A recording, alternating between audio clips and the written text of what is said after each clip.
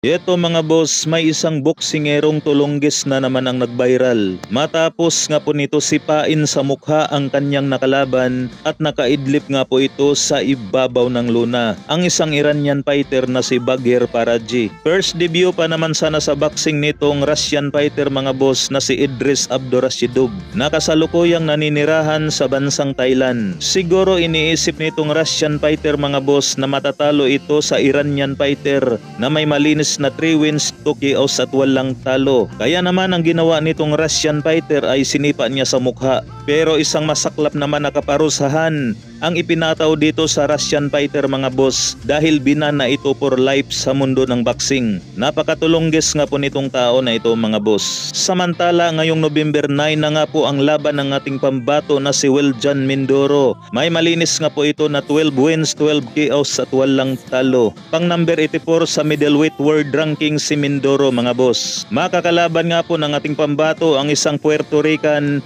na si Marcos Betancourt. Meron itong 11 wins, 8 KOs at may 2 talo. Pang number 440 naman ito mga boss sa middleweight world rankings. Bagamat mga Leon nga po ang mga champion ngayon ng middleweight division mga boss na sila Janivic Alimcanolay at Erislandy Lara. Malay naman natin mga boss, baka wala na o umakyat na sa mas mataas na dibisyon saka makapasok sa isang title shot itong ating pambato na si Wiljan Mindoro. Kaya suportahan natin ito mga boss dahil may pag-asa itong maging world champion. Sa ibang balita naman mga boss, anak ni former world champion Rolando Navarrete na si former MMA champion Rolando D. Nagkwento nga po ito sa channel ni Kuyang Joseph kung saan nakatulad nga po sa paniniwala ng dating coach ni Cuadro Alas Casimero na si Coach Nonoy Neri na isang gifted fighter nga raw itong si Cuadro Alas Casimero. Habang sinasabi naman ngayon nitong si Rolando D mga boss na ang isang katulad nga raw ni Cuadro Alas Casimero